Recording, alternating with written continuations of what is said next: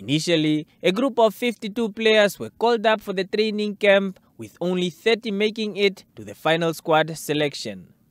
Football analyst Setson Nghishidimbwa argued that the squad is balanced and expressed excitement to see how the new additions will adapt to international exposure.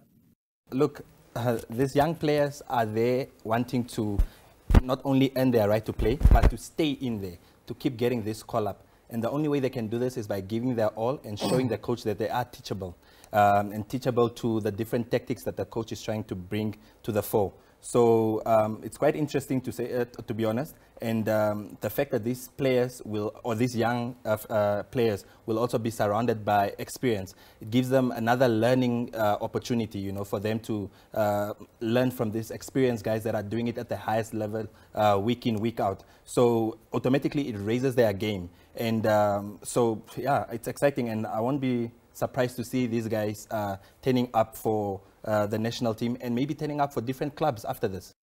Also on the panel, Edison Muheua, another football analyst, applauded coach Collin Benjamin for his team selection, describing it as a brave decision to incorporate new faces into the squad.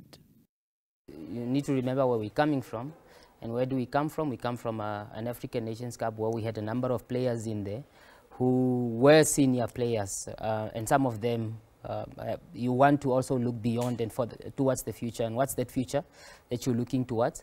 We're playing this coming fortnight. We're playing World Cup qualifiers. So obviously that's your benchmark, and you want to have players that will take you there eventually. So I think, yeah, absolutely, that's what you need to look towards. And there's a fresh injection of really good mixture between experience as well as you always want to have a backbone in terms of experience, but then you also want to put in a lot of inexperienced or rather exciting young players as well. And something else as well that you want to look at is maybe try and be different from, because a lot of teams will now have known what the Brave Warriors is all about. We were at the international stage, and we now exposed ourselves, and a lot of teams will know what to expect of us. So you need to have different types of players. You need to have different calibers of players. But then also as a technical team, you might also want to, you know, surprise a few with the tactical formations and so forth. And I think these are players that will bring that and give the coaches that ability to be flexible in terms of the tactical approach as well. The team departed for South Africa on Friday.